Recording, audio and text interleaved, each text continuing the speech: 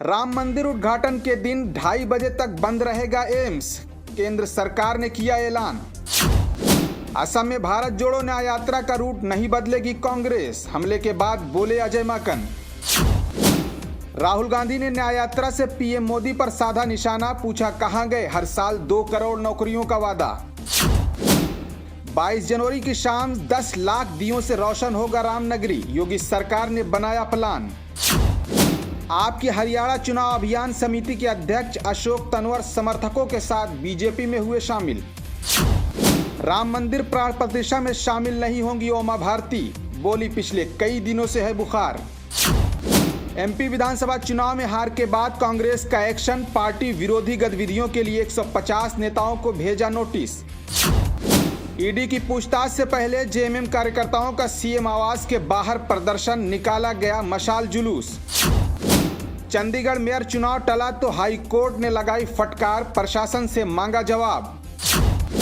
लोकसभा चुनाव को लेकर मायावती की बैठक, नेताओं और कार्यकर्ताओं को दिया कई जरूरी निर्देश। बिहार में दिन दहाड़े डबल मर्डर से सनसनी, गुस्साए लोगों ने किया चक्का जाम, सरकार के खिलाफ की नारेबाजी। दिल्ली एनसीआर में सर्दी में मिली हल्की राहत, 10 डिग्री रहा तापमान, कोहरे में आई कमी।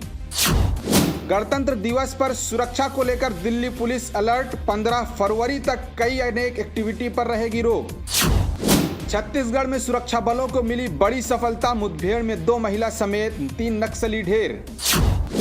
यूपी बोर्ड के एग्जाम पेपर्स की सिक्योरिटी ईवीएम जैसी 3 लेयर इस्तेमाल होगी, हाई लेवल टेक्नोलॉजी। रामलला की तस्वीर वायरल करने वाले अधिकारियों पर होगा एक्शन, मुख्य पुजारी ने जांच कराने की बात कही। क्रूर निर्दयी मां की करतूत, पहले मारे थप्पड़ हाथ भी मरोड़े, डराती गर्दन पर मारी, बेटी पर हमले का वीडियो हुआ वायरल।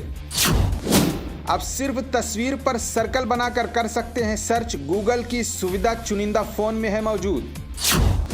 मारुति की 9 लग्जरी कार हुई सस्ती, नहीं लगेगा कोई टैक्स, कई लग्जरी कारों को किया जीएसटी और टैक्स फ्री।